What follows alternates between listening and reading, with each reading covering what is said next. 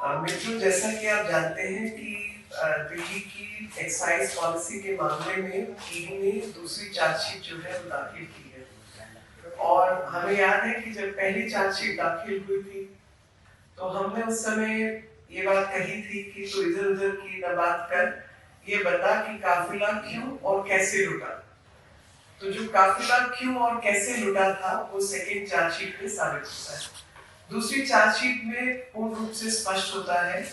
कि लूटने के पीछे जो कारण था वो गोवा का चुनाव था, और कैसे लूटा तो जो प्रक्रिया थी वो भी सामने आई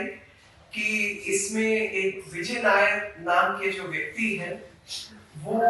कहा गया, उनको महिंद्रू जो पहली चार्जशीट में शामिल व्यक्ति थे, जिस सभी महिंद्रू के खिलाफ पहली चार्जशीट थी, उनकी कंपनियों के खिलाफ पहली चार्जशीट थी। और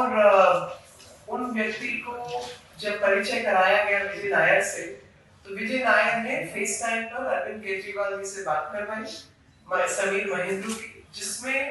उसकी सर्टिफिकेशन कि वो हमारा ही, this boy is hours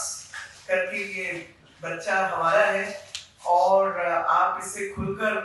lane then कर सकते हैं, ऐसी जो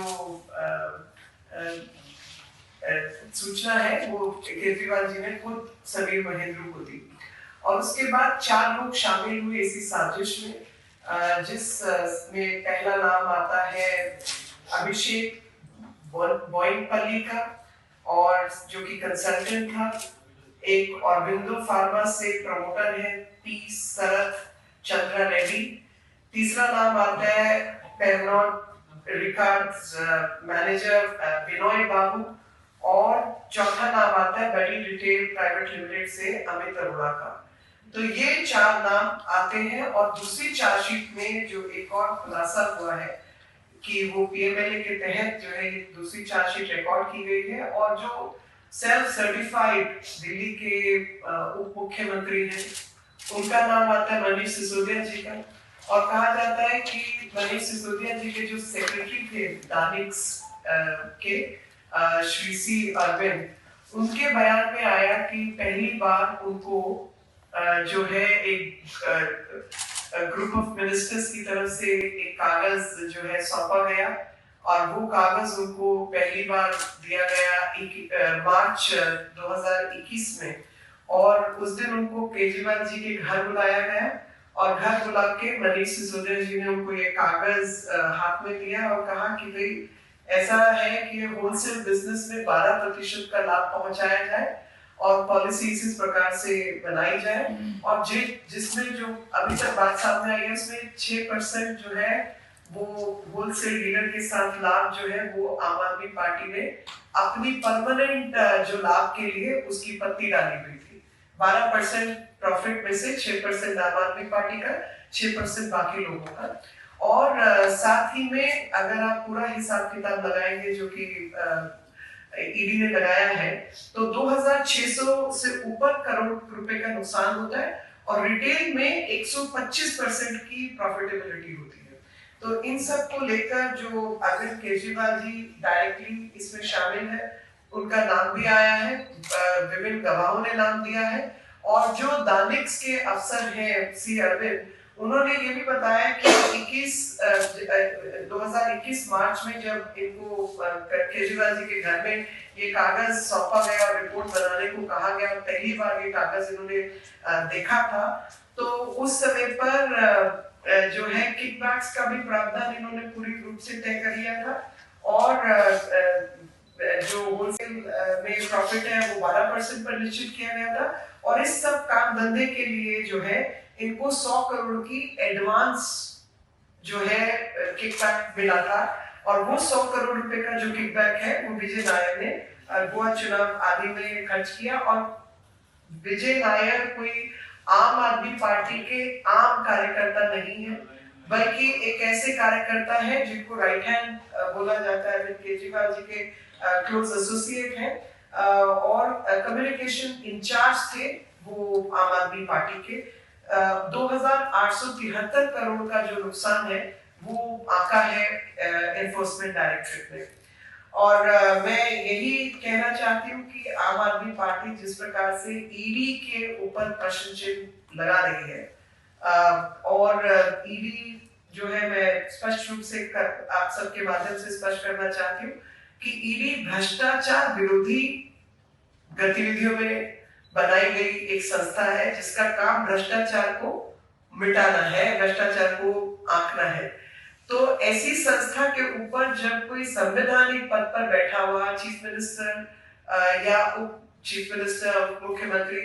व्यक्ति लांछन लगाता है, तो वो उसी से स्पष्ट होता है कि वो भ्रष्टाचार को बढ़ाने वाली शक्तियों के साथ है और वो नहीं चाहता कि देश से भ्रष्टाचार समाप्त हो, क्योंकि सोल ऑब्जेक्टिव जो है ईडी का वो भ्रष्टाचार को समाप्त करना है, टू मिटिगेट करप्शन। और जो ईडी का रोल है वो लगातार और बार बार सुप्रीम कोर्ट ने भी स्पष्ट किया, और पिछले ही साल जो है एक ऐसा केस सामने आया जिसमें बिल्कुल स्पष्ट शब्दों के अंदर सुप्रीम कोर्ट ने अपील किया कि अरेस्ट की जो ताकत है, अटैचमेंट ऑर्डर जो है वो करने की जो क्षमता है, मनी लॉन्ड्रिंग के केसेस में सर्च और सीजर की जो उनकी ताकत है पीएमएलए के तहत, वो सब जो कानूनी रूप से बिल्कुल ठीक है। और ईडी के पास ये सब जो है पावर्स है, और ये सब पावर्स जो है वो कोई कंफ्यूजन पैदा करने की कोशिश ना की जाए, क्योंकि लगातार इस तरीके का कंफ्यूजन पैदा किया करने की प्रयास रहता है, खासतौर पे उन लोगों द्वारा जो भ्रष्टाचार में शामिल हैं और सम्मिलित रहे हैं। और जो भी गैर कानूनी और असंवैधानिक तरीके से होने वाले कार्य हैं उनके खिलाफ काम करना जो है वो ईडी का कर्तव्य है। और ये सुप्रीम कोर्ट ने एजेंसी के काम को लेकर इस तरीके का पहले ही एक निर्णय भी दे दिया है। और इसमें जो अगर ईडी की ताकत को, ईडी की क्षमता को, ईडी के कार्य को कोई चैलेंज कर रहा है और उसको गलत ठहरा रहा है कि इट्स अ फेक चार्जशीट, मैं उसको यही कहना चाहती हूँ और समझाना चाहती हूँ कि आप एक तरीके से सुप्रीम कोर्ट का भी उल्लंघन कर रहे हैं। It's a contempt of the verdict of Supreme Court, because Supreme Court has already upheld the powers of Enforcement Directorate, and the job of Enforcement Directorate is to prevent corruption। और सीधे तौर पर जो आज स्पष्ट होता है वो यही स्पष्ट होता है कि केजरीवाल जी और आम आदमी पार्टी का सीधे सीधे जो गठबंधन है वो अनियमित धंधों के साथ है, और पूरे तरीके से इनका नाम इन चीजों के साथ जुड़ा हुआ है। मुझे याद है कि कोई एक ऐसी रेजिडेंट वेलफेयर एसोसिएशन मेरे क्षेत्र की नहीं है जिसने पहले बारी में जो अनियमित ढंग से शराब के ठेके हर गली मोहल्ले कोने पर खुल गए थे उसको लेकर विरोध ना जताया हो और हम तक उसकी शिकायत ना पहुंचाई हो। एक एक ने जो है आरडब्ल्यू ने इसके खिलाफ आवाज उठाई थी, और ईडी ने जिस प्रकार से निष्पक्ष जांच करके ये साबित किया है कि शराब की नीति की आड़ में जो धंधा, गोरख धंधा दिल्ली की आम आदमी पार्टी ने किया, वो नाम भी स्पष्ट हो गए, मुख्यमंत्री और उप मुख्यमंत्री दोनों के नाम उसमें आते हैं। तो समझो कि आज जो हालत है इनकी वो ऐसी है कि काटो तो खून नहीं, और संवैधानिक पदों पर बैठे हुए लोग इस प्रकार की असंवैधानिक गतिविधियों में जुड़े हो और ऐसी कानून को मान्यता देने वाली एजेंसियों का अनादर करते हो, इसी से स्पष्ट है कि लगातार इन्होंने हदें पार की है और कानून व्यवस्था का उल्लंघन करने का प्रयास किया है।